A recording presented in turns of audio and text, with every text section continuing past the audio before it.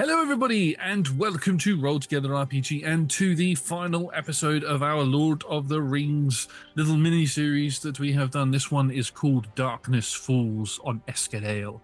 My name is Josh, I use he, him pronouns, and I shall be your lore master for tonight. I've probably said game master in every other session, but it is actually meant to be lore master, but that's what I'm going with. Anyway, my name is Josh, I use he, him pronouns. I said that already, and as you can see, I'm joined by some lovely people who are playing some rather lovely characters, and I'm going to get them to introduce themselves first, starting off with the resident of Eskerdale, Rebecca.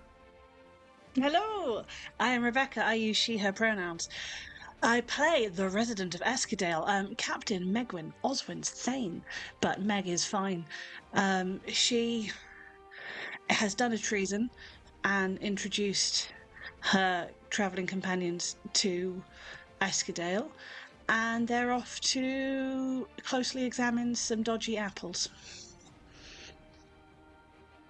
Much quest. Much quest. All of the quests.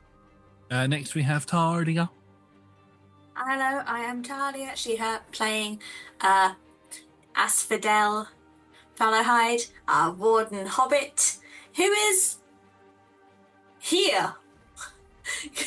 Because this seemed, Meg finally shared thoughts and feelings a little bit, and backstory a little bit. And so we are here to support our dear friend and absolutely not cause any shenanigans. We swore on Flapjack.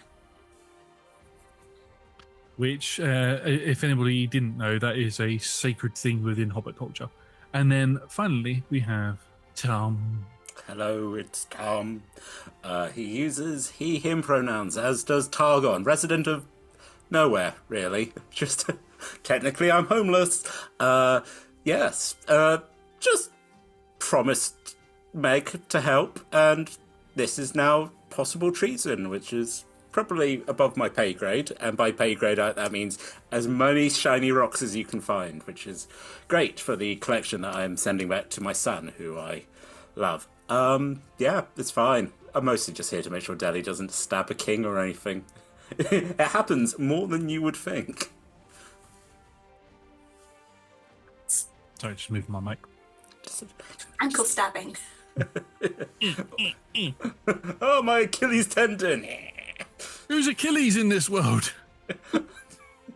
Actually, knowing Tolkien, he'd be like, well, actually, there was this great, there's probably some minutiae out there where it's like... Probably. Yeah. Anyway, before we get into tonight's session, we have a couple of sponsors and supporters that we'd like to thank. Our sponsor for tonight is Phoenix Dice. You can go to phoenixdice.com to get yourself some clickety-clack math rocks, including some limited edition Roll Together dice, which are lovingly being displayed right now. And if you use the code Roll Together, all caps, at checkout, you can get yourself 25% off of your purchase. We're also proud to be supported by Homie and the Dude. Homie and the Dude are a father and son TTRPG supplement book company that make lots of books for D&D and other TTRPGs. They have The Wandering Tavern, they have Scorched Basin, which is coming out on Kickstarter soon, or is out on Kickstarter, or is out for general release, depending on what stage it's at when this is released. Go check out all of their website in the description down below, and that will tell you as what, where, who, what, when, and all of that sort of stuff with their things. Massive thank you to the D20 Club, Dice Heads, and other tiers on Patreon. They are fantastic, they are the best. You can join them from as little as one of your local currency per month, or one goat, which must be sent to Tom for a variety of different reasons. I was wondering if you were going to do that in the last one, and you didn't. I just thought I would surprise. That's what threw me off. Sometimes I was waiting for it. Oh. She's very soft. You're so cute. And also, if you're watching this on Patreon, I think we're still at the point where you need to name her. So... Yes, leave comments in our videos with a name for the goat by following Sybil the goat. It's on the list now. There's a suggestion. Yes, and speaking of description down below, if you are watching us on YouTube, please do consider liking this video, subscribing to our YouTube channel, and commenting down below with goat names or with how much you like this show. It helps the algorithm tell us what you like, so we know what to make more of for you. And now we are going to dive into the session.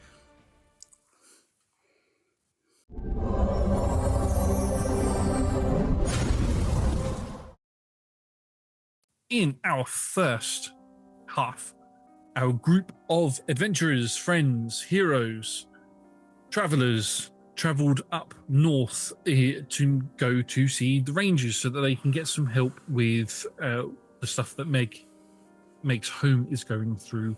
Currently, her home is Eskerdale. It is an isolated village within the Middle Earth. Forgot where we were for a second there. But on their journeys, after eating some trifle and lots of hobbit food, they bumped into 4 rangers, north, south, east, and west, who took them to their little encampment where they met another ranger called Wilbo.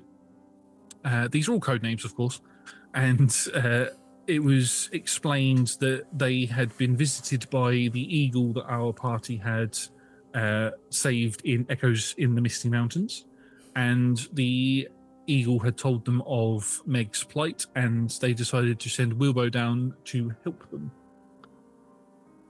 Party had a rest, they had some rabbit stew, and they began travelling back down south with Meg going, "Oh yes, we need to leave you now, so go away."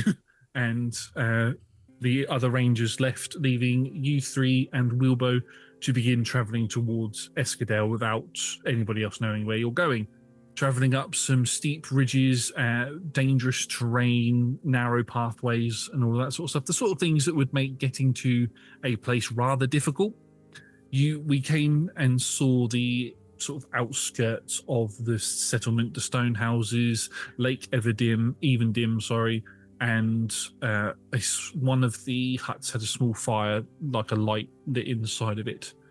Thing that was dark and eerie for Meg, though, was that there were no guards stationed anywhere.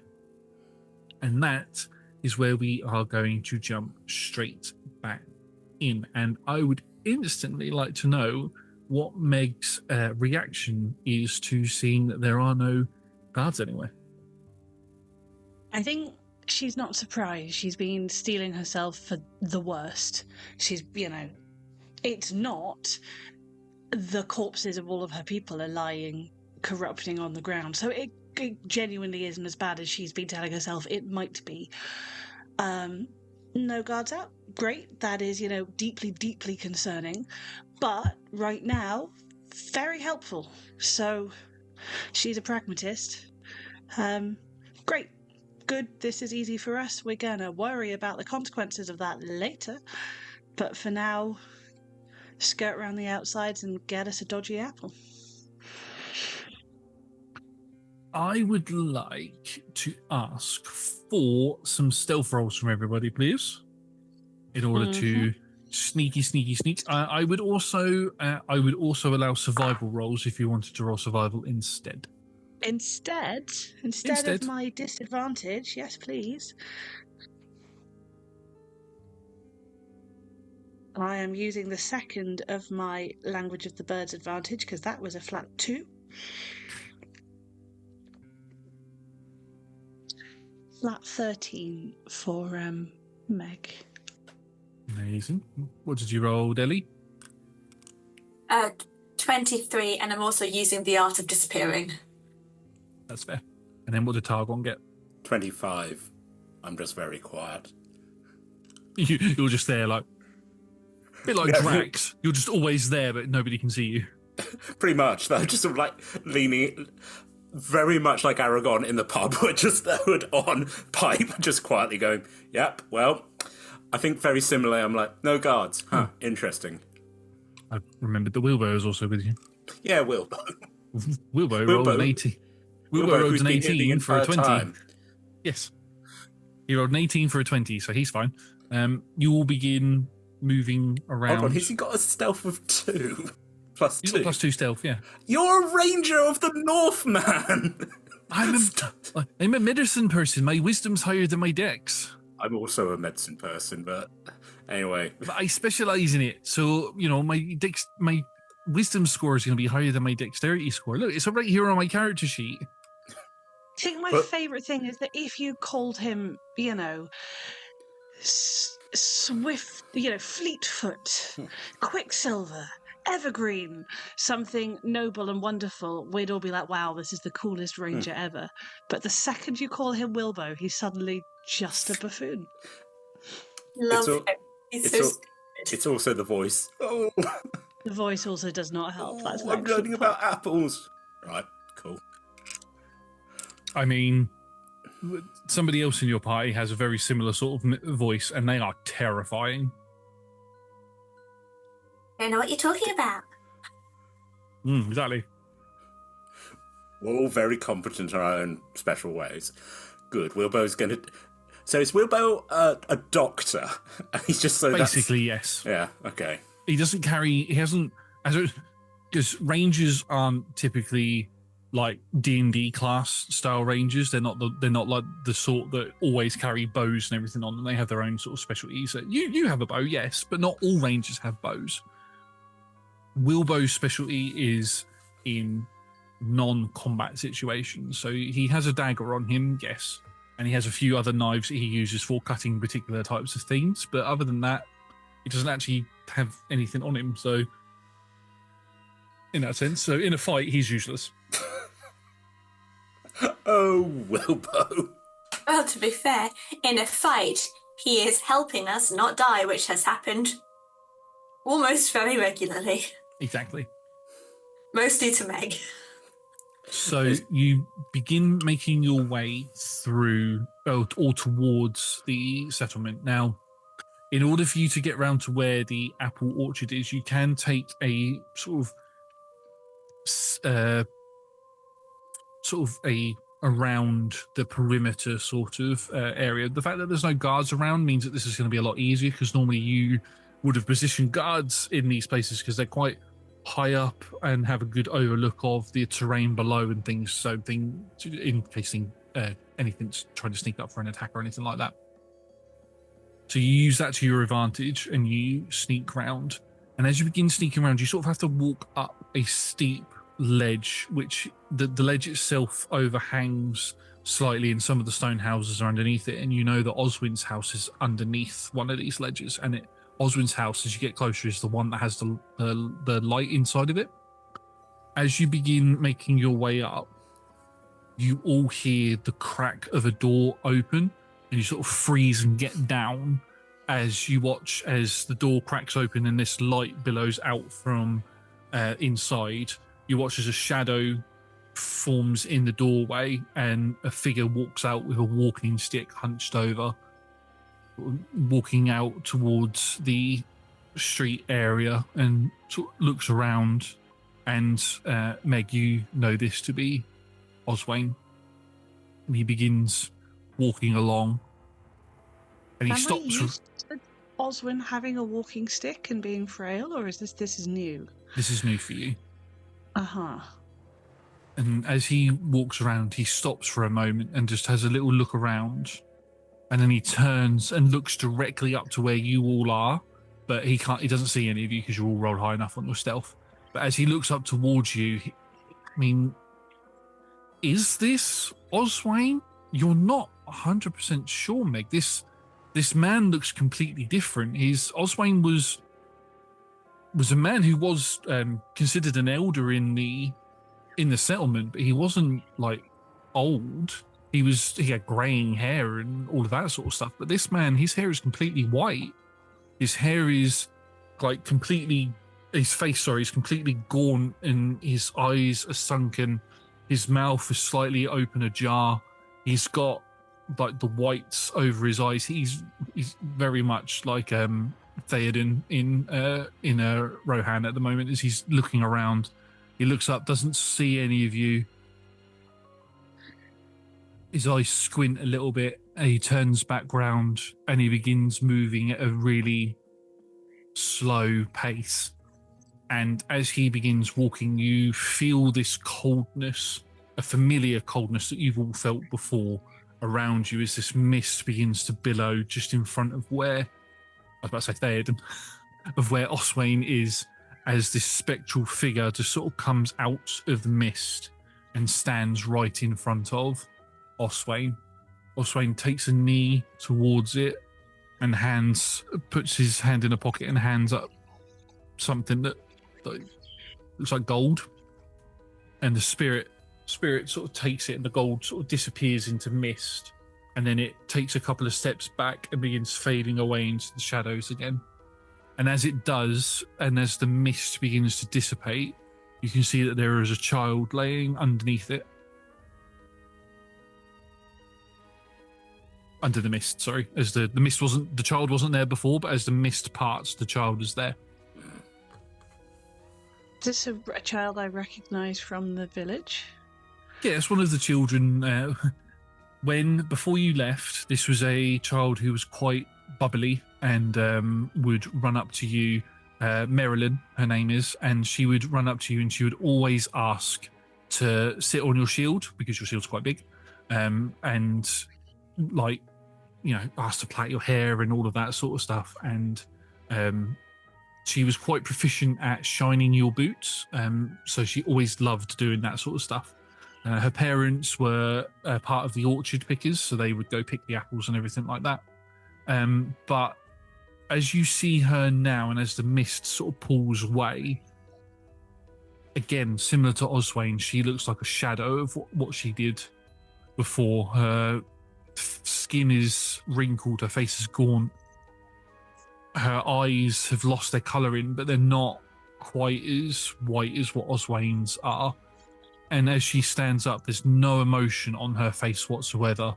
And as Oswayne turns around to walk back to the house, she just begins walking off in another direction, and she picks up some crates, and she just turns around and begins moving towards where the orchard area is. So this is bad. Shall we keep going very, very quickly and see if we can fix it? Now, please.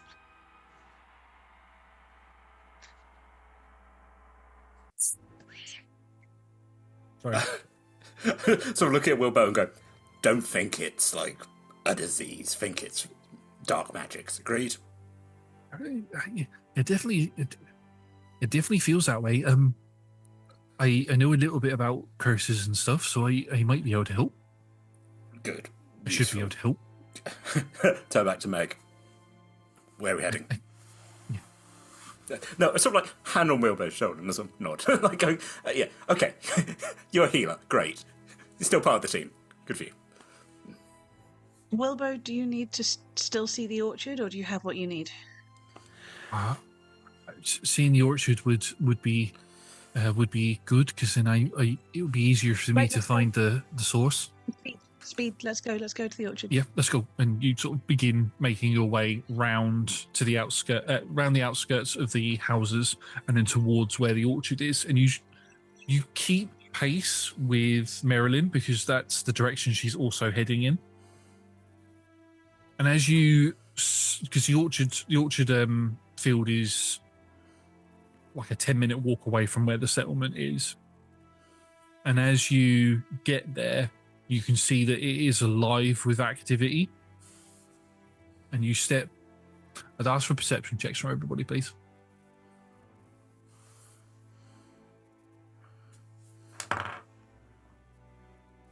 I know. 12. Is this shadowy creature influence?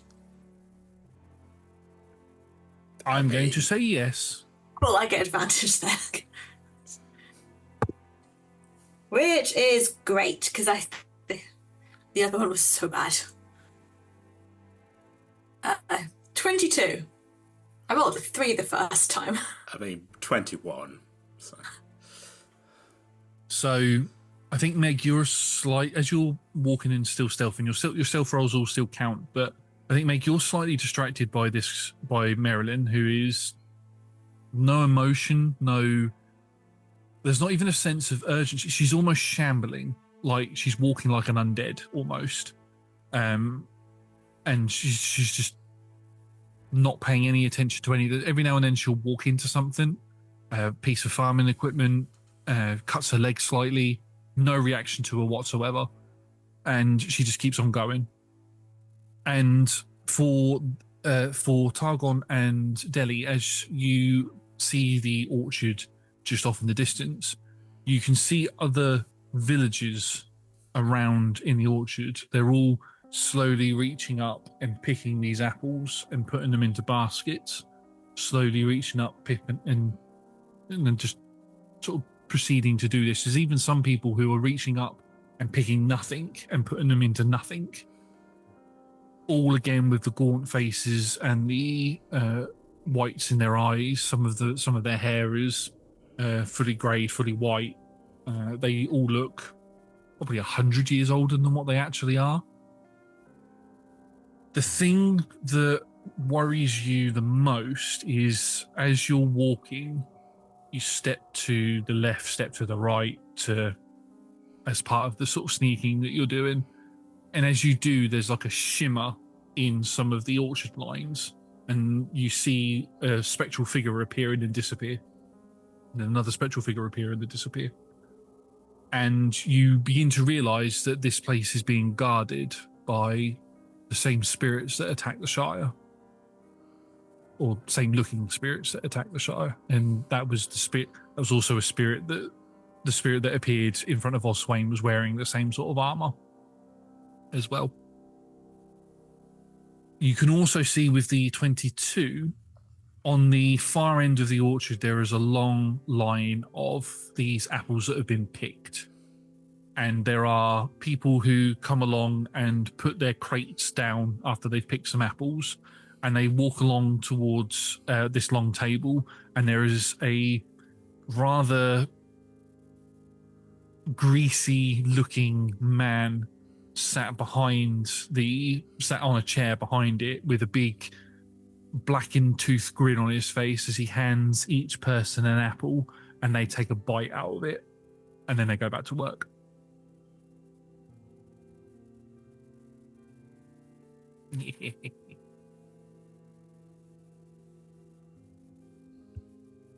Yeah, so this doesn't look encouraging, great, fine. Wilbo, I'm really, really resisting the temptation to run to Oswin's house with a sword. Could you do your thing? I'm going to be totally honest with you here, Meg. I don't think Oswin's actually the one that's I think he's also afflicted like the rest of his people are, but... Yes, unless he magically aged 50 years overnight just by being evil. Yes, I agree, but whatever is going on is probably... Well, that wraith was right by his house. It seems to be affecting him most and spreading from him. Exactly. The person I'd be most concerned about is that one over there, pointing towards the man who's handing the apples out. Seems alive.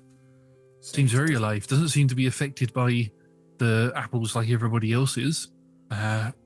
So maybe capture, kill, question, whatever it is. Capturing him would be the most ideal, because then we could get the information out of him as to what it is actually that is happening here, and then I have a stronger way to reverse it. Stronger chance to reverse it. Sorry. Sure. Team, what are we feeling? Intimidation or charm?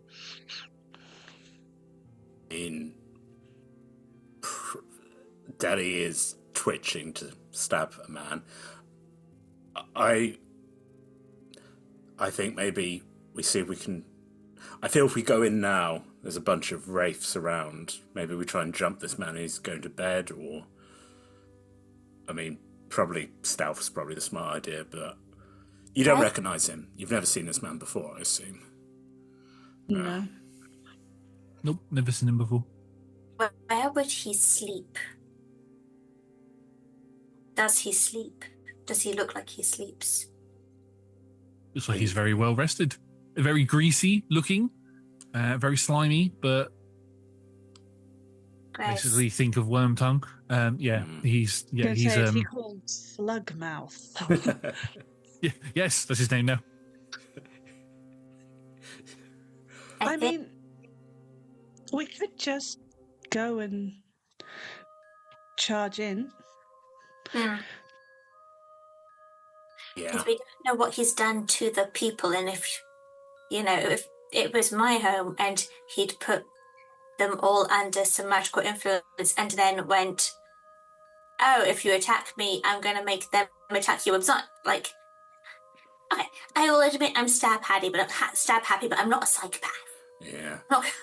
I think that's a probability. I fear that if we act, then all these innocent people are probably going to get in the way. Or maybe he'll just get them to kill themselves, and we'll just have to have that on our conscience. I think... where would it be, if you were being like a big, terrible boss, where would you want to live? What's the best house? Oswald's house. Right. Also, he's right there. Mm. Like, when we do something, Wilbur, you can magically examine an apple, or we can go and chat to the big boss, or we can go to Oswald's house, but really can't stand here for much longer watching all of this go on while we, point out the obvious of how everyone's in danger. Do you want to go talk to him, and then we can provide suppressing fire and support if it goes south? Sure. Right. Deli, what do you need to be comfortable in this one? As the bow's coming out, not just then bring it up. Like, what do you need? Be in the corner. I think, Meg, you went out on an extended walk and you've come back and this guy just seems to be here and you are just okay. Everything is okay, Meg. You're just here to meet the new guy. Yeah, totally. Yeah. We will be nearby. Do you want to give us a code word if you want us to start firing? I mean, you're the boss. Oh, it'll probably be something like attack. I might find a way to kind of put a barrier between them and him. Smart. So if he makes them want to attack us, it's going to be a bit. That makes sense. And I think attack is a great keyword. Yeah, go on. Meg turns and just claps the three of them on the shoulder in a nice, military way, and you each get 11 temporary HP. Because I'm a leader, thank you very much. Yeah, you are. You are our leader. Someone has to be. So, is the plan, just so I'm clear, to go speak to this slimy-looking figure, or is the plan to go back and speak to Oswayne? Just so I'm clear. Chat to Slugmouth? Slugmouth, yeah, I think. Slugmouth, yeah. Cool. Okay, Yeah. So, Meg, you begin making your way forward. Are you still stealthing, or are you going to make your presence known? I wasn't very stealthy. How far away is he right now? In feet-ish? You're on Meters, the end of the orchard, one end. He's on the other end, so he's about 300 feet away. Yes, I will stay as hidden for as long as I can. Make me another stealth check or survival check, please. I say survival for you because you know this place.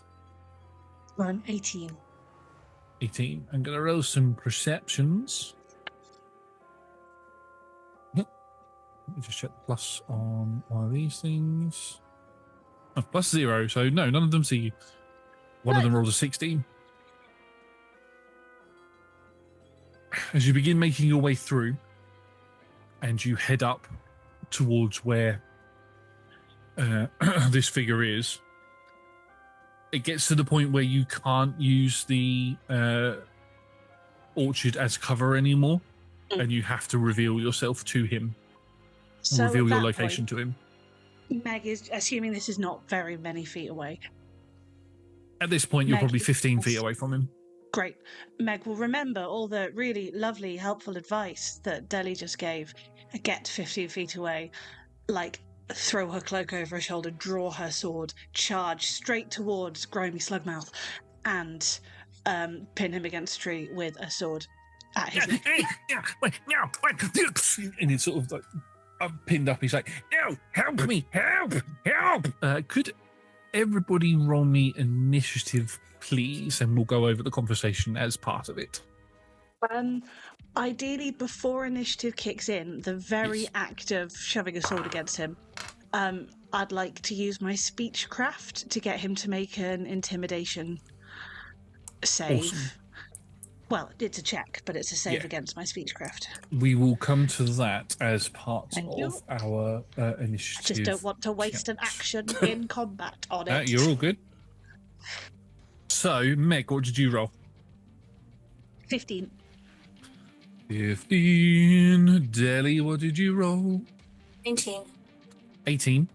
19. 19. Okie dokie. And then Targon. 17. 17. Fantastic. Okay, so before we dive into the actual initiative proper, you wanted to do something, Meg, and I need to make a saving throw, don't I? It's not even a saving throw. It is an intimidation check contested against my intimidation check.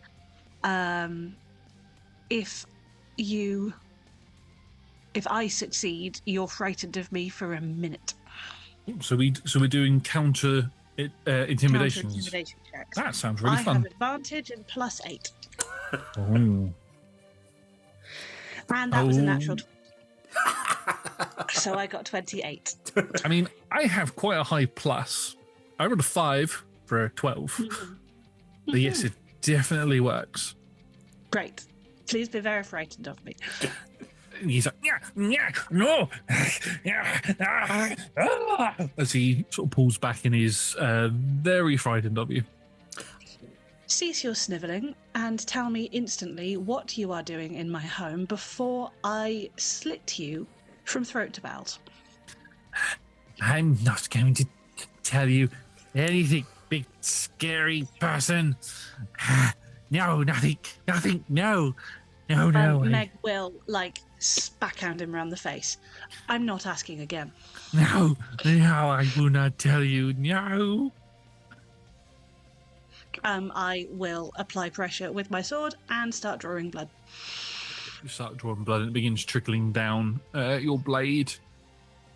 At that point, we will move into initiative as the Thank you. spectral warriors will phase into existence and begin making their way towards where you currently are, Meg. Now, for the sake of fairness, because saying to both, although I don't think it matters too much for Targon, but saying that you both are still 300 feet away would be totally unfair. So you both could have moved up as far as you wanted to before the combat started. The idea that Delhi stayed put safely 300 feet away is so laughable. Yeah.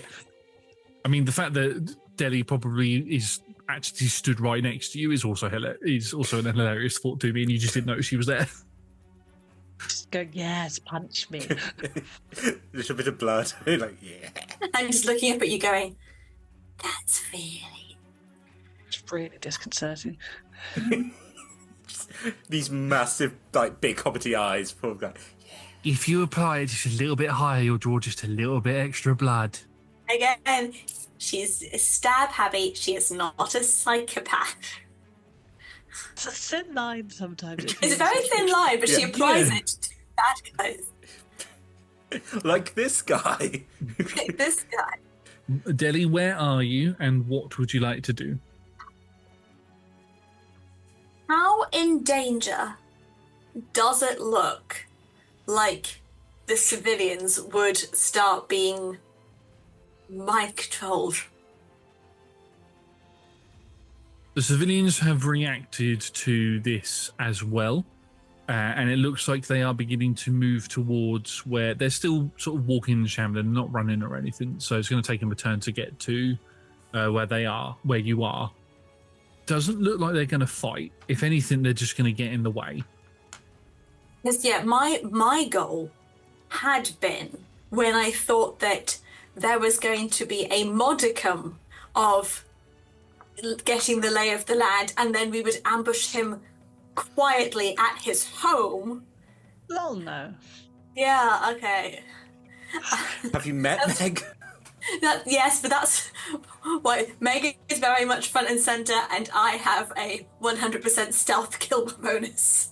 There's very different ways of doing things.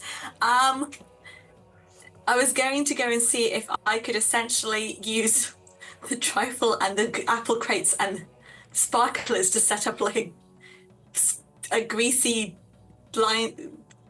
temporary blinding trap so that civvies just couldn't get to us. Well, whoops. This is why we need to communicate plans. I mean, I feel generous, as I always do. The way that the orchard is laid out is the apple trees. They're not like big, thick apple trees. They are purposefully grown trees. So they're thinner sort of trees.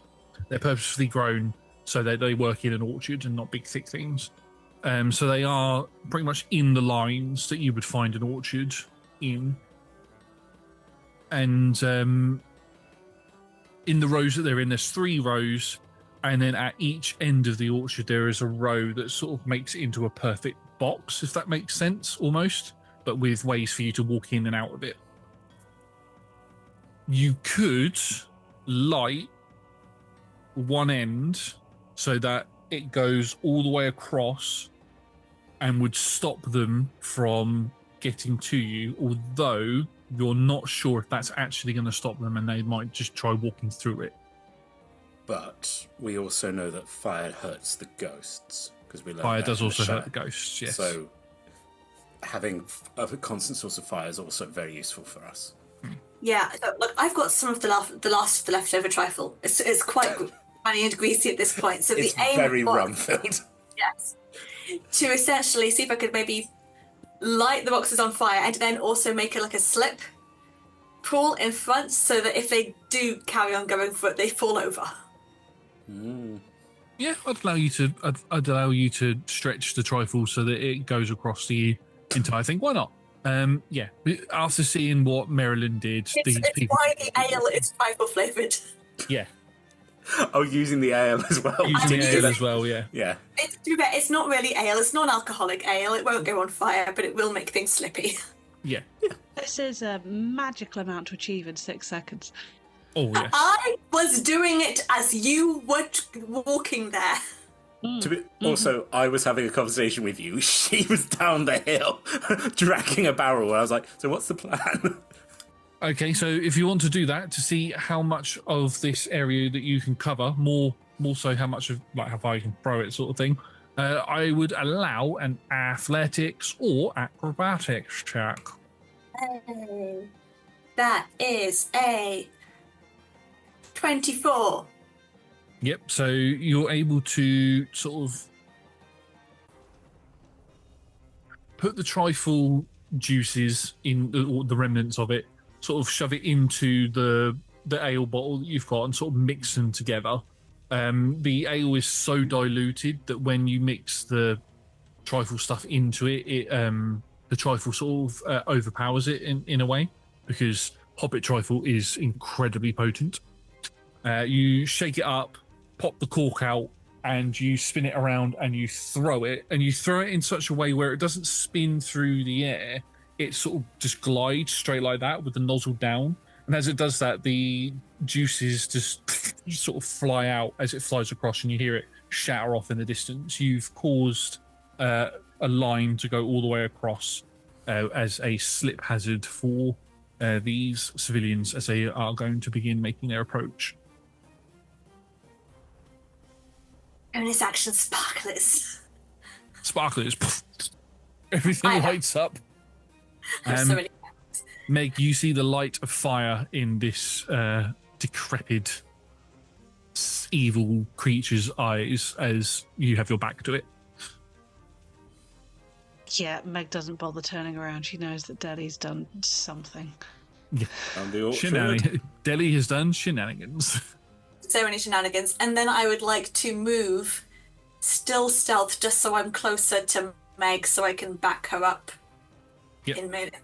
In secret melee if needed. Okay, so you can move around in a way to provide Meg with some backup. As we get to one of the spectral warriors' turns, and it is, now that you've done that, you are now visible to it. So it is going to move to you, Deli, because in order to get to where its master is, it now needs to, instead of going through the flaming orchard, it now needs to move around. And you're in the way, so it's going to come for you. And it is going to make 2 attacks at you. Oh. Ooh, one's a 9, so that'll miss. And the other is a 23 to hit you. Oh boy. That does. You are going to take 11 points of force damage. That is all my temp gone. Thank you, Meg. That was amazing. As it walks forward towards you, it phases out and then phases back in with the mist sort of travelling with it as the mist coalesces around sort of in front of you, and it appears, and you just feel this sharp cold pain in your shoulder as it's holding a sword there, and then it pulls the sword out. Yes, it does. It gives you a bit of frostbite. That is its turn done. Targon, it is your turn. Right. Targon has got into his traditional sniper mode of like cloak down. So Meg and old Slopper Chops is about 300 feet away from me, right? If you stayed at the end of the orchard, then yes, they are 300 feet away from you, and you can no longer see them because of the fire. And I can see Deli and the ghost. Yes. How far away are they from me? They're quite close to where Meg is, so probably, let's say, 285 feet away from you. Exactamundo. Can I shoot through the fire with my arrows? It would be... The fire is only obscuring your vision of Meg. You can see Deli and the spirit perfectly fine at the moment. Can I shoot through the fire so my arrows catch fire so I can hit the... I see what you want to do, yes. Yeah. I would... Am I still holding a lit sparkler? If you want to be holding a lit sparkler, you can be. It's not a firework. It's like one of those little kind of, you light it on the tip of it. I'm holding a lit sparkler. Like Annie Almost like a Oakley, flare. I'm going to shoot the flare into this thing and set it on fire. Yeah, go for it. I'll allow it. That seems cool. Do it. I'll use my mighty shot. So that is, we start with that. So 16, so 24 minus that. Does a 19 hit? 19 does hit, yes. Amazing. So we start with, as this, just the arrow does 5, 6, 7, 8, 14, 16 points with one shot with the arrow Lovely. hitting. As hopefully the sparkler, as Deli like holding a flare for a blade, as the arrow takes the sparkler, hits this ghost. Does it ignite in any way? I will allow it to ignite, and you can do an additional d6 of fire damage. Okay, so 8 and 5 points of fire damage. Awesome. However, I will say that the sparkler will be destroyed because That's of that. fine. It's just enough to sort of light it up and see. Can I see any other ghosts around? What is your passive perception? 18. You can see 3 others that are beginning to make their way. They've noticed the flames and have begun fanning out so that they can get around towards where their master is. And the civilians are all walking towards the fire as well. As is the want of civilians.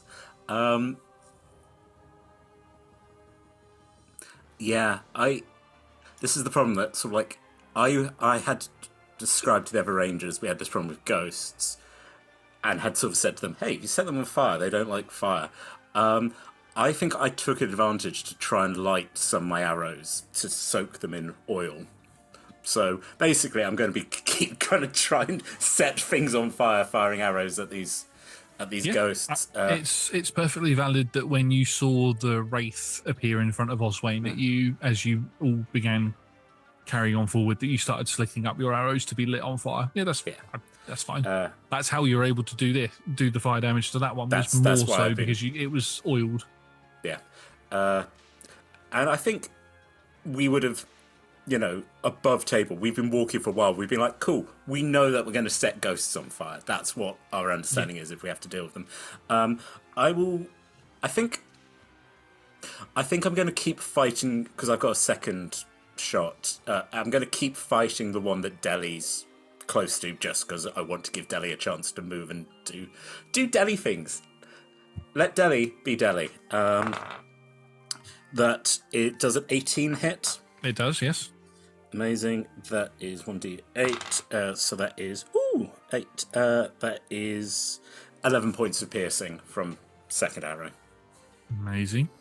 As you do this damage to this Phantom Warrior, you just hear behind you, "Oh, that was a mighty good shot there, Targon.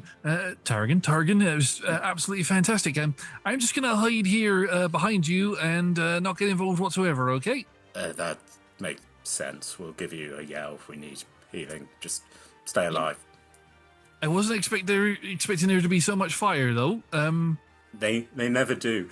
As I unhook the hatchet from my belt and push it towards him, because I see he's just got a knife. I was just like, yeah, you know how to use that, right? Yeah. You swing the metal end at things, right? Kid. Yeah. As I roll, I'm gonna roll stealth again, similarly how I just keep trying to hide in the shadows. Yeah. Okay, so let's have a look at the D4 because I'm being a sneaky man. Okay, so that is 27 stealth.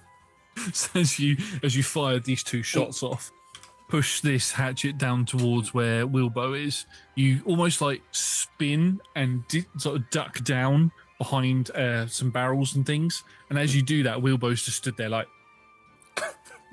"Oh, I'm invisible. Sorry." Ducks down. Hide, man, hide. So yeah. Yeah. Is that the end of your turn? Yep. Awesome. Meg, it's your turn.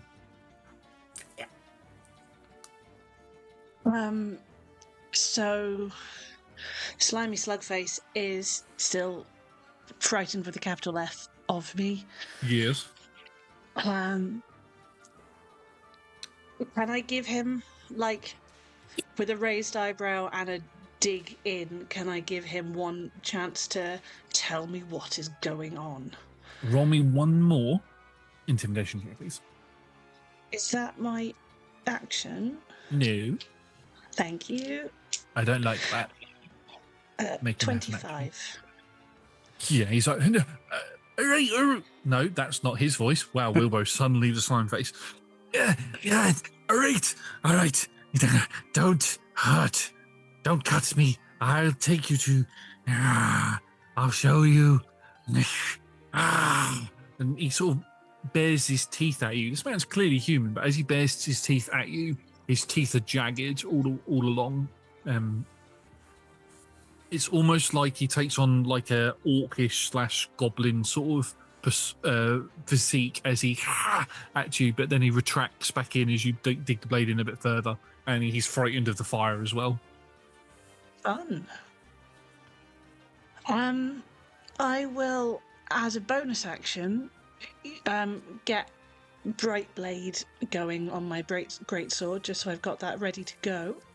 But then I'd like to hold an action, so I'd like to basically just tap in with the sword and go on then, now, and follow him. But I'd like to hold an action that if he does anything other than lead me to what on earth is going on, I will try and chop him in half with my giant sword.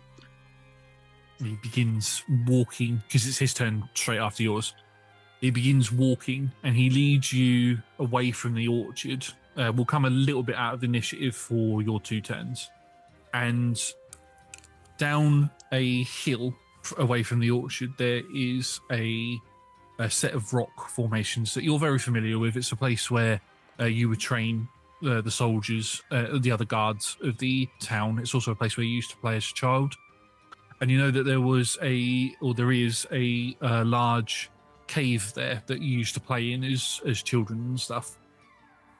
And it was used, and that entire area was used as a sort of training.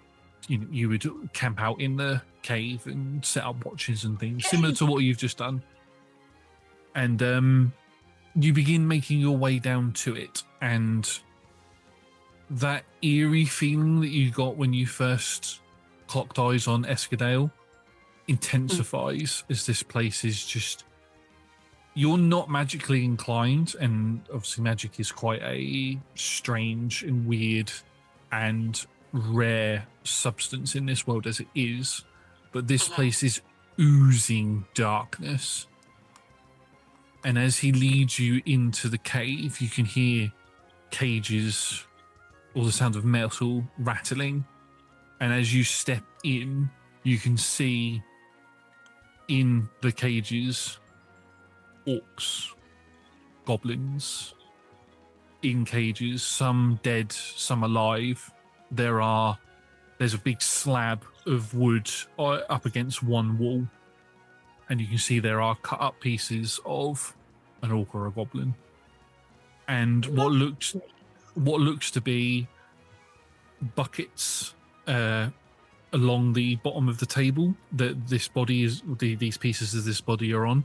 And this table, piece of plank of wood, has got rivets in it, or sort of like little canals in it, and it looks like the blood is being drained from these orcs and goblins into these buckets.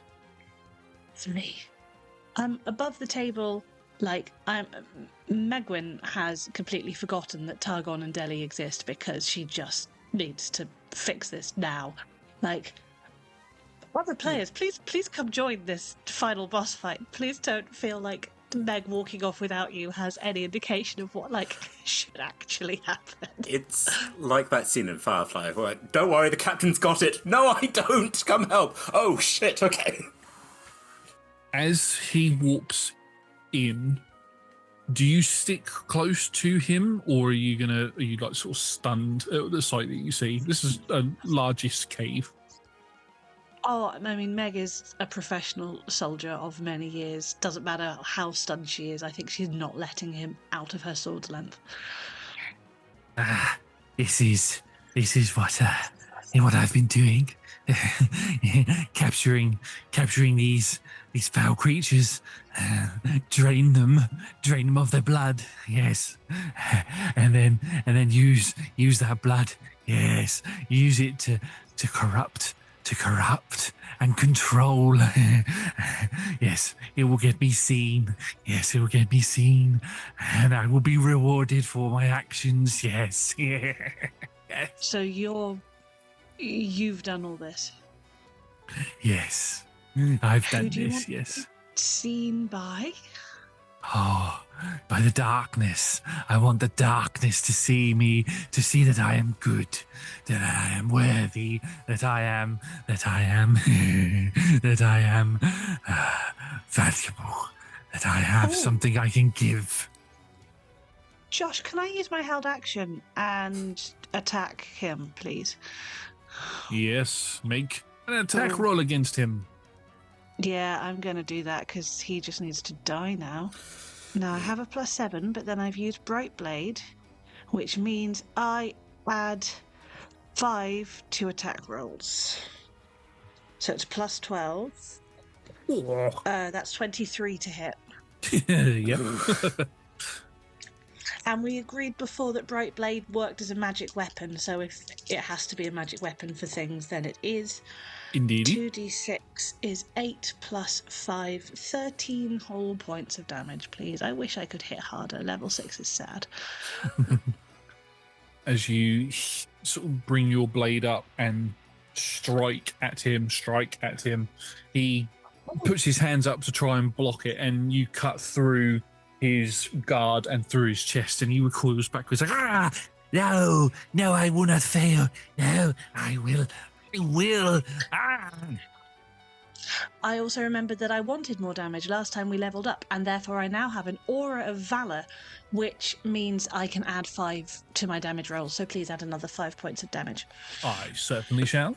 Anyone within 10 feet of me can do the same thing, allies. Just so you know. He is not on 13 life. That's how much damage he took before the extra 5. Yep. So he took 18 in total, so he's on that much. And as he recoils backwards, takes a few steps back, you watch as he reaches for a lever and pulls it down, and you watch as the cages all open, and there are a number of goblins and orcs that might jump into the fray.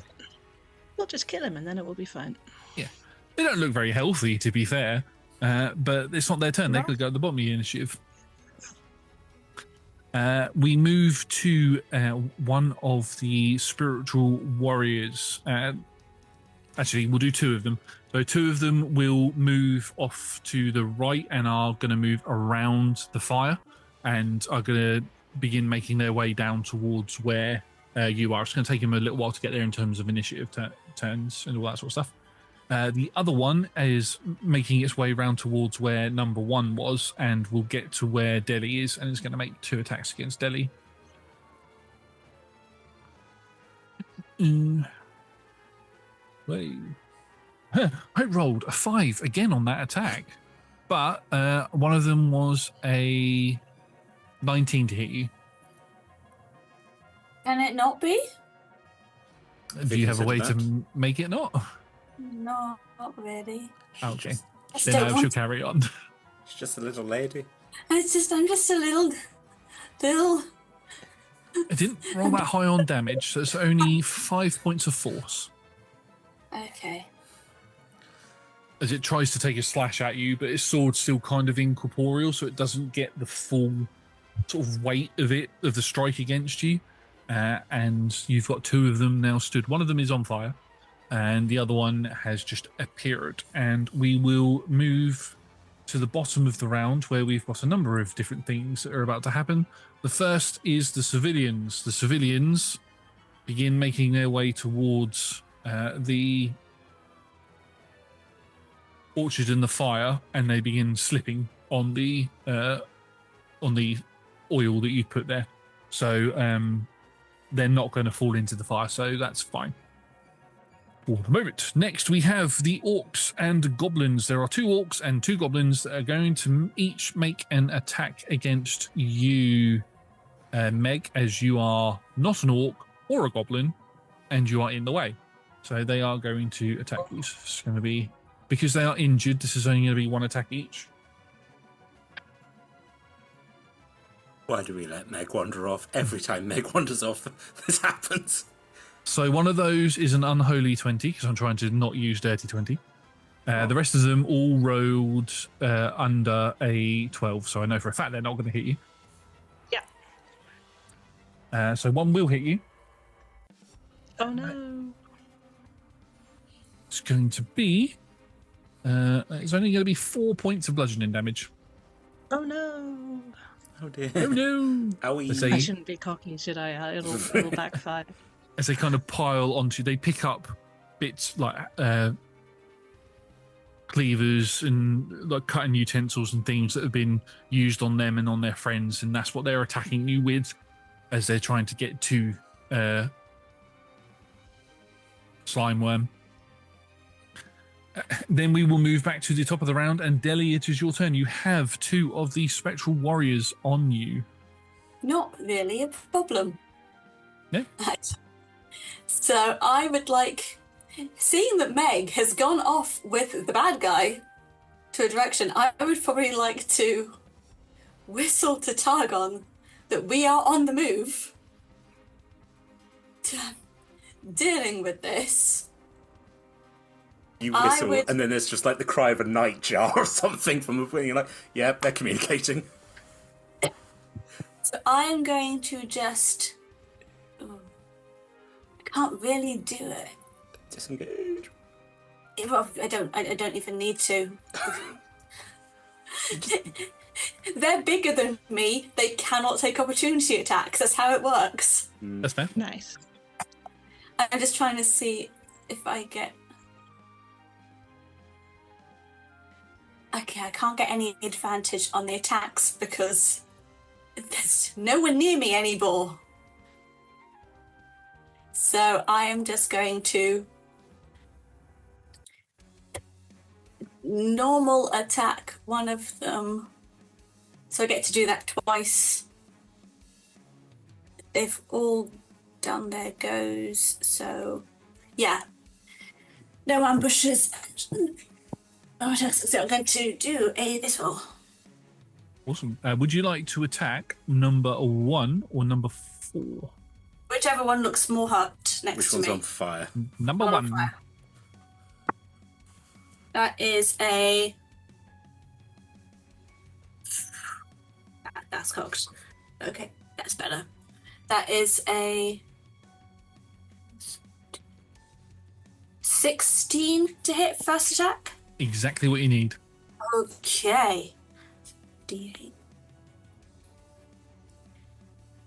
That's 9 points of damage for the first attack. Amazing.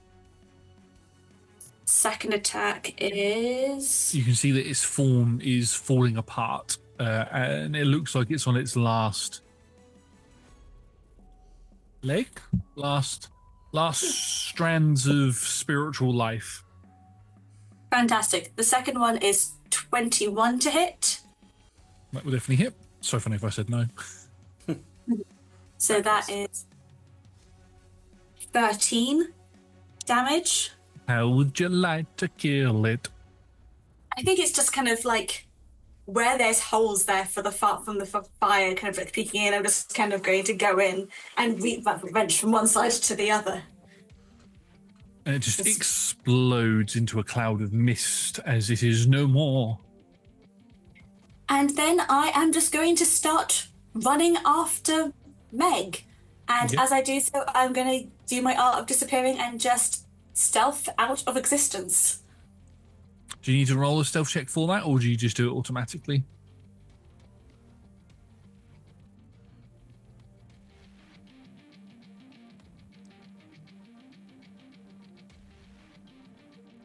I think it depends on the vibes, but I can do it in any kind of situation. No, Yeah, just- quite literally, I'm just looking at the wording. Yeah. Roll a stealth check just to see. There we go. That is a 25. You look at the other one and you go, "Goodbye, fucker." You're gone. Yeah, I you just- disappear. Disappear and start running after when Meg has gone. Yeah, for the sake of fairness, because again, it will take you out of combat for a period of time. You have to use action to dash, movement, all that sort of stuff to get to where the cave is. At the beginning of your next turn, you'll just appear at the cave, just to keep the combat going. Moving on from you, Targon, it is your turn. Now that spirit is dead. Right, okay. Read of the battlefield. There's one spirit near where Delhi was. Yep. The other two have gone off and have left the orchard from the right side. So they're out of sight now. The other one, the one that was near Delhi, is still in sight. And you can see that the civilians are piling up in a heap in front of the fire.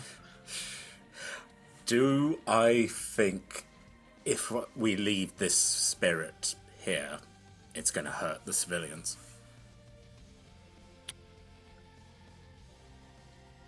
You're not 100% sure, but the fact that it was moving towards where you saw Meg and the slime ball before the fire went up leads you to believe that it's probably moving to protect him.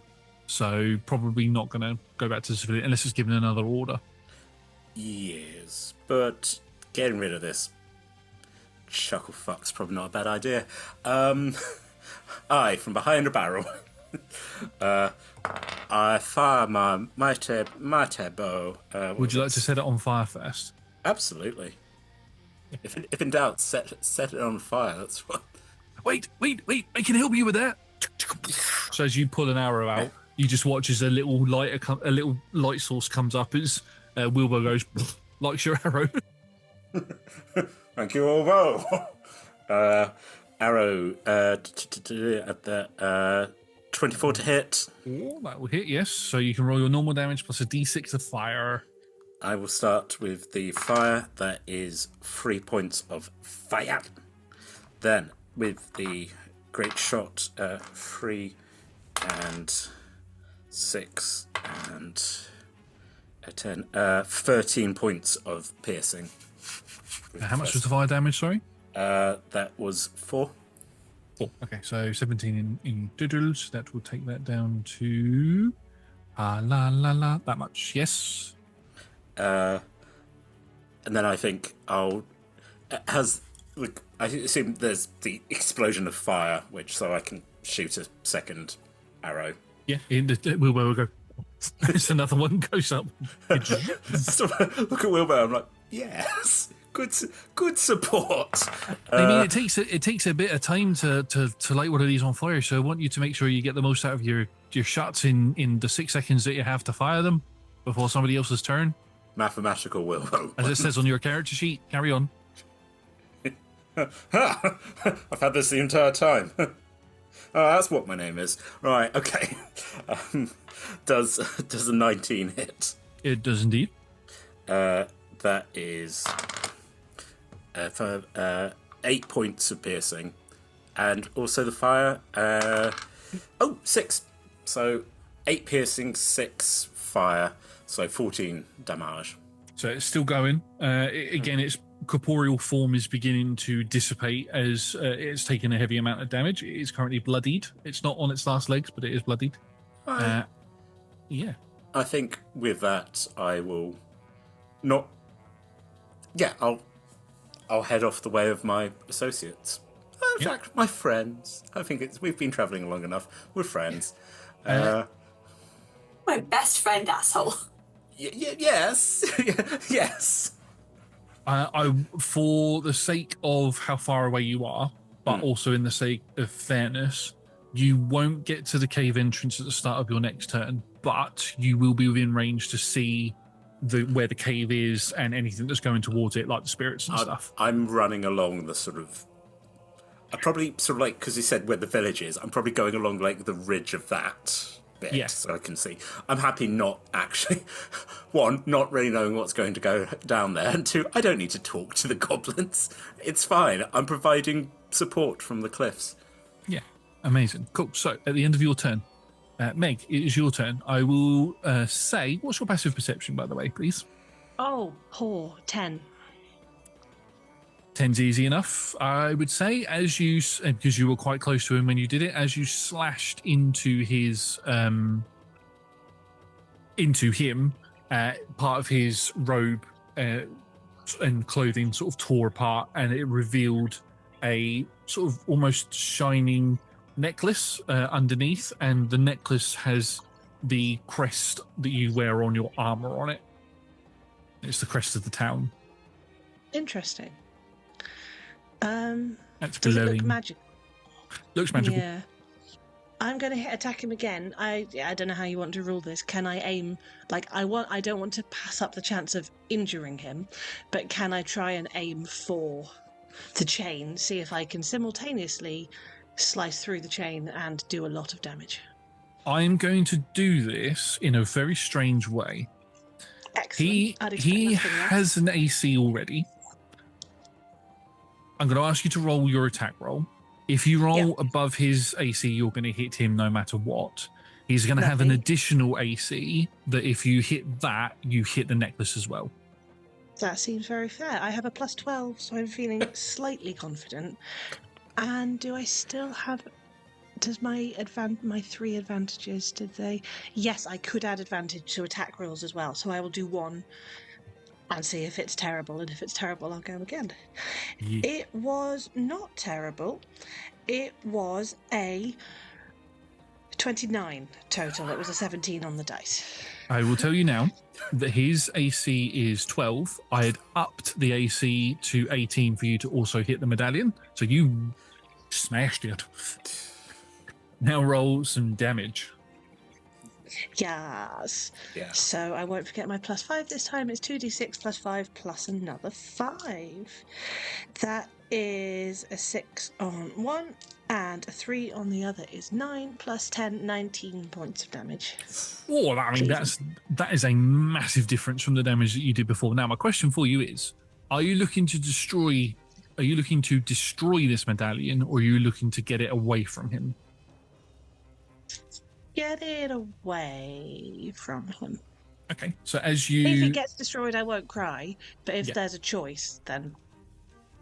As you shoot and sort of cut across in a sort of fashion so that you hit there as well, you cut across the top part of his chest, causing blood to splurt out, but you also cut across the rope parts of the medallion, and it falls to the floor. And as it falls to the floor, that eerie blue light that's glowing out of it dies down. For you, Targon, as you get to the top of the slope that leads down towards where the cave is, you can see that there are 3 of these spirits moving down that way. One of them is the one that you've been shooting at. I'm going to say it's going to get there on its next turn anyway. And then the other 2 are the ones that had gone from the right. They stop and don't move and seem to flicker in and out of existence, but not doing anything. I let out another whistle, which Deli will know enemies have stopped. That's the cue. For poor Meg, it just sounds like bird noises. And I speak with birds, so it was So actually, weird bird noises. Yeah. It's enough to be like, if someone's speaking French and they're like, oh, you're like that's nothing. You're not speaking a language. And you did an amount of damage that my brain would not compute how much hit points he had left. So I just needed to pull up the calculator for that. But it's fine. He's got X amount of hit points left. But he cowers because he's still frightened of you. You slash against him. The thing drops on the floor. He doesn't notice it's fallen onto the floor, but he just falls to the ground. He's like, no, I will not die here. And it's his turn. He is going to use a disengage action, and he's literally, with his eyes covered, going to push past you and push past the goblins and the orcs, and he's going to try and run out the door. Use disengage. There's no opportunity attacks against him. At the end of his turn, he is allowed to try and end the frightened effect. Okay, so he's going to run outside. As he does, he's going to bump into Deli, and he's going to try and end his frightened condition against you. What's the save he needs to make?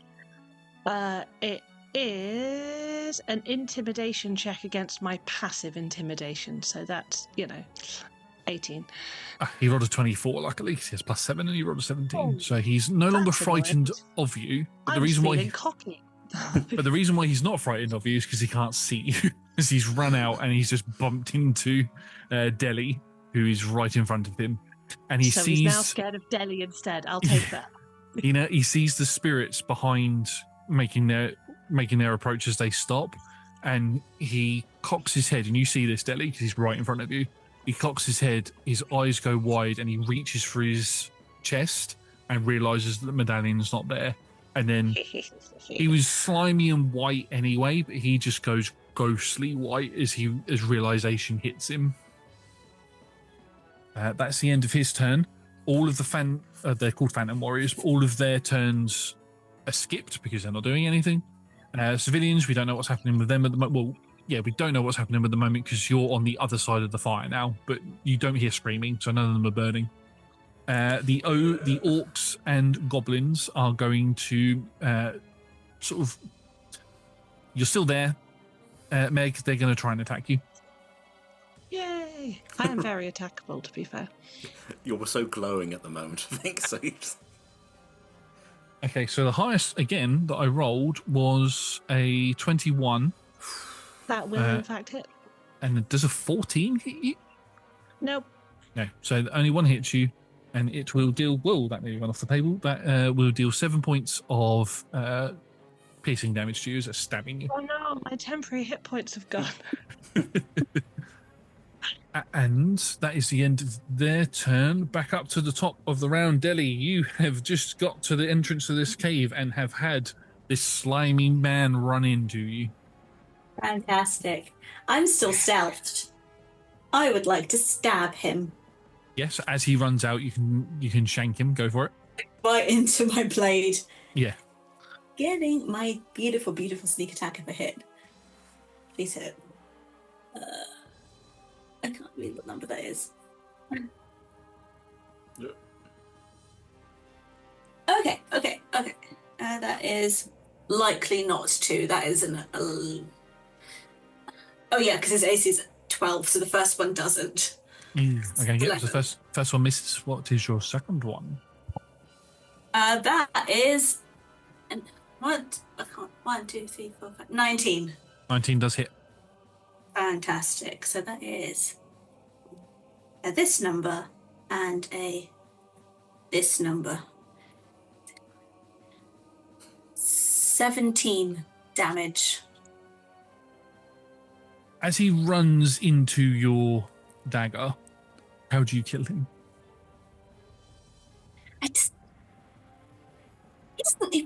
The first one, he's greasy and also taller than me, and I accidentally do miss his vitals because it just slips. And then he just keeps on. I'm expecting him to carry on running, so I'm angling for that. And then I want to just get him right in the gut and then lift up, ending kind of where the medallion would have been, so he's looking at the tip of my sword instead. Oh, so you run it all the way up.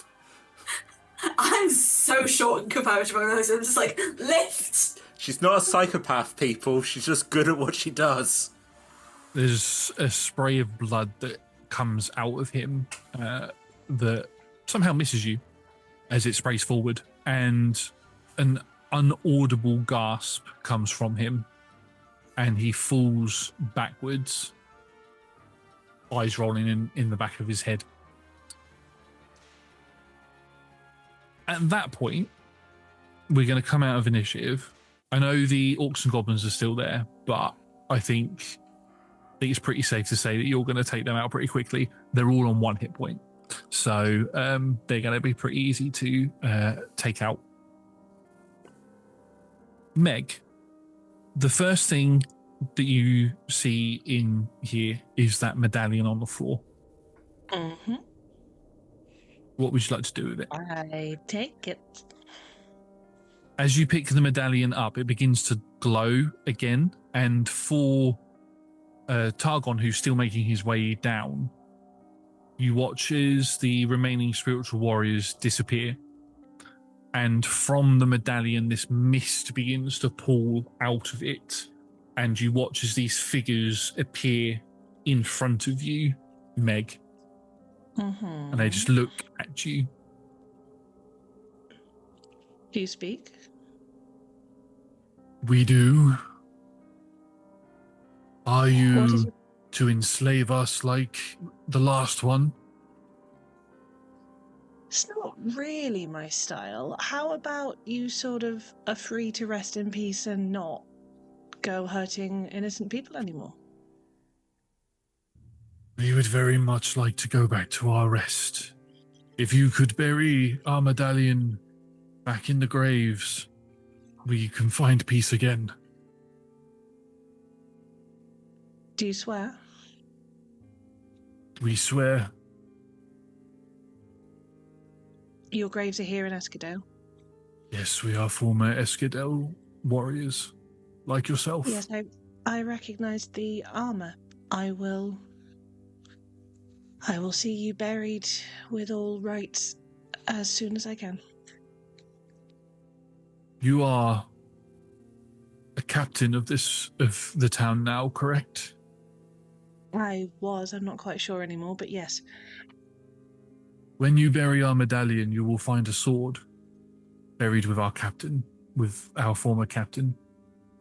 Please feel free to take it as a sign of respect amongst our brethren, amongst us. Our code. Thank you. It's appreciated. Rest well. Thank you. And you watch as they turn back into mist again and they fall back into the medallion.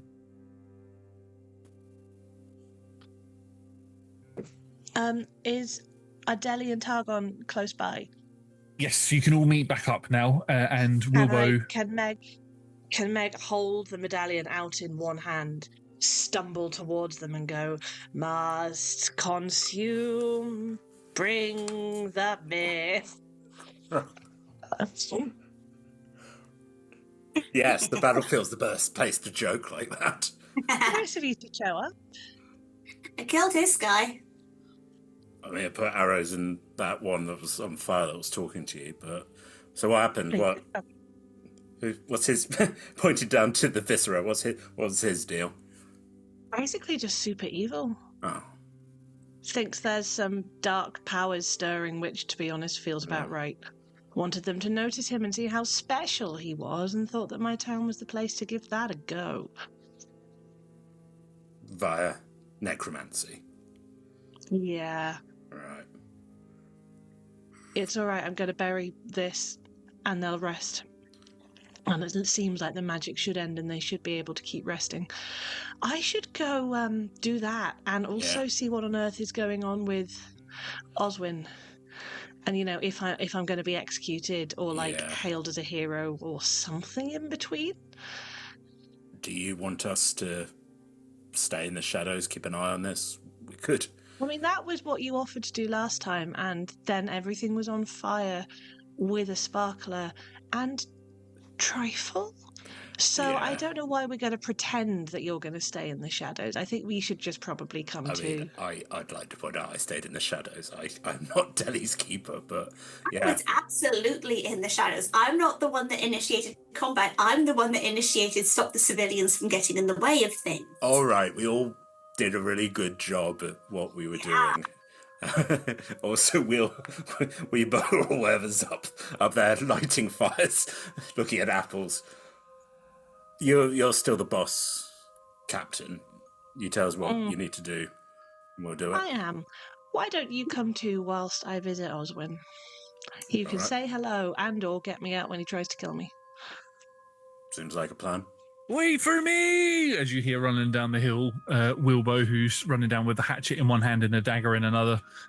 Oh, don't run with knives. Sorry. Puts it all away.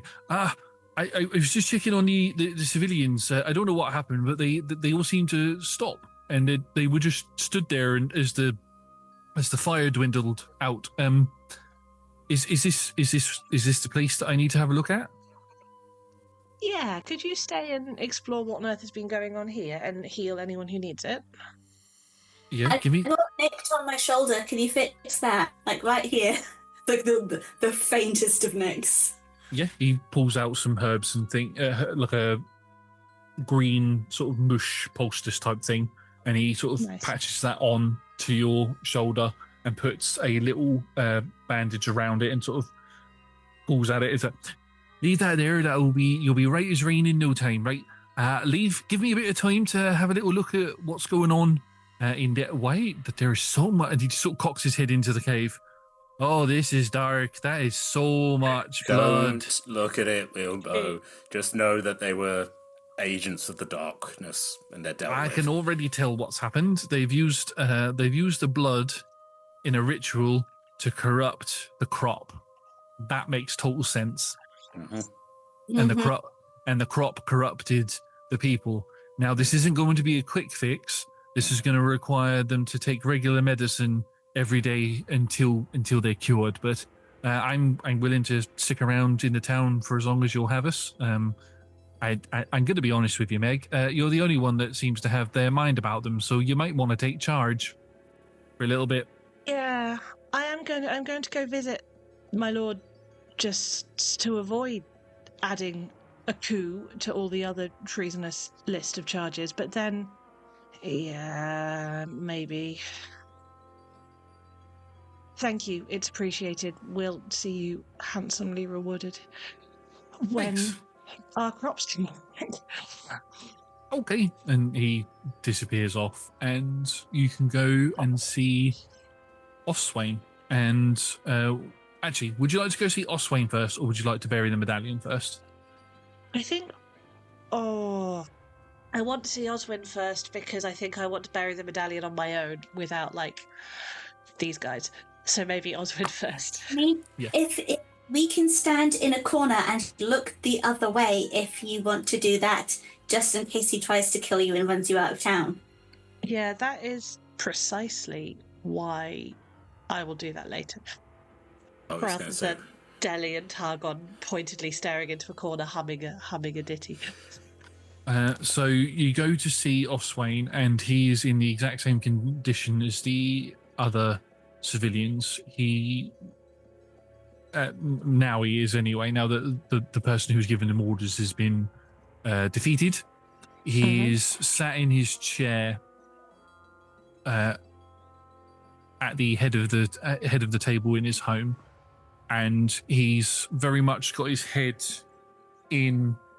He's very much got his chin in his chest, and when you walk in, his eyes do dart up and look at you, but there is no movement from him.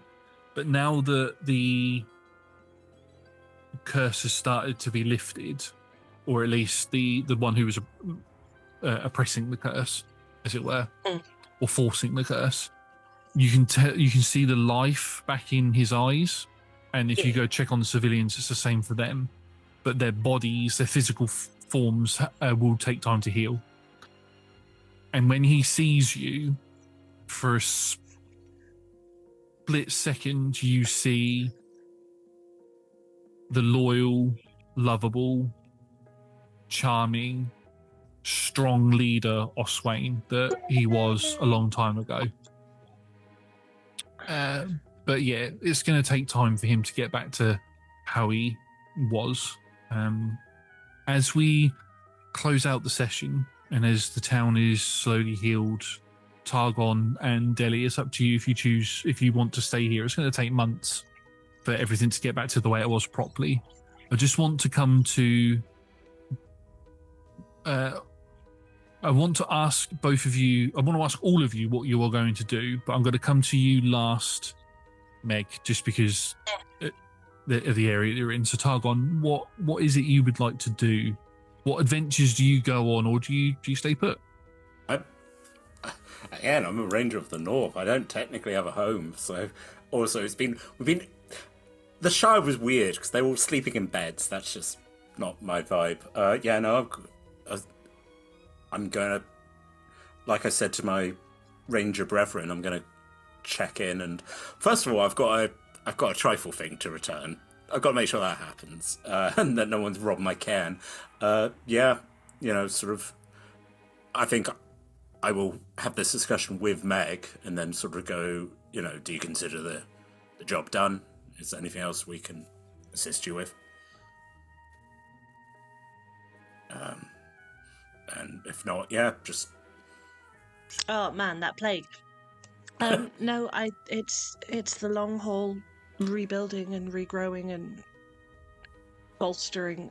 I'll be here. You're always welcome to come. Good. Obviously, if you tell anyone else how to find us, I have to kill you. Yeah, understood. But no, please consider this as a welcome home for you, but don't feel obliged to stay.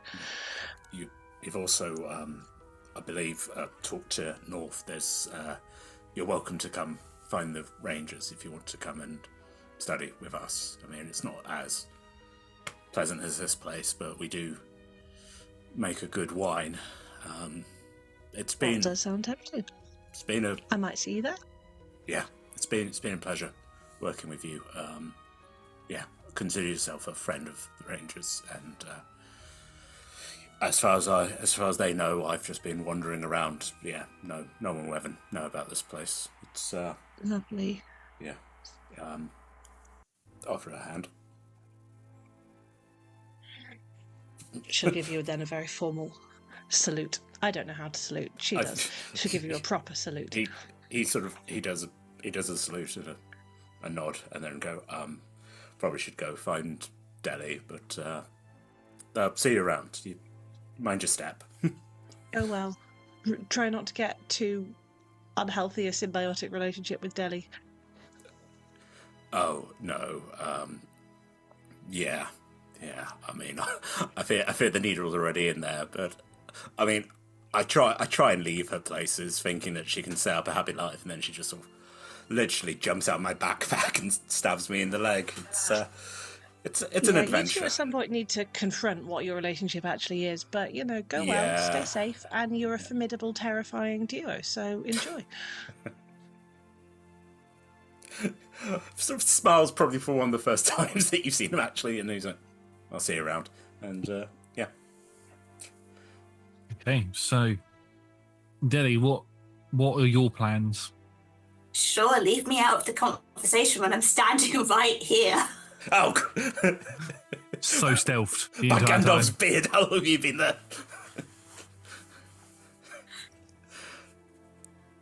But yeah, what would you like to do, Deli? Just quickly, while Xena's going, no, you've done very well with this. It's a lot of work and a lot of responsibility.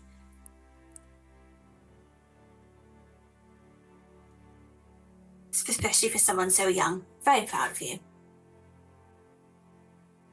Thanks. If you need me for anything, or need someone to maybe not be so nice. I think I will definitely send you some birds. Keeping in touch. You need to come back and visit. Put Always. the fear of everyone into everything. Fear of the small. Routinely underestimated, Hmm. Yeah. Oh, yeah, look after Targon. He thinks he's got this dark brooding thing down, and it's sweet, but No, it's more kind of like a mildly tepid thing. It's okay. He's going to take her hand and just squeeze it. Oh. God, you're so tall. Sorry, give me a second. you're doing the thing again, and we'll just gently detach her hand and pat it on the head.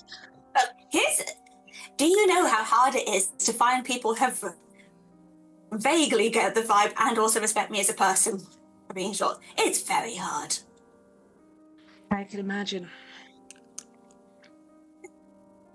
I'd suggest that you don't lovingly ask them to punch you as sort of an opening gambit, but you do you. It might be someone else's thing.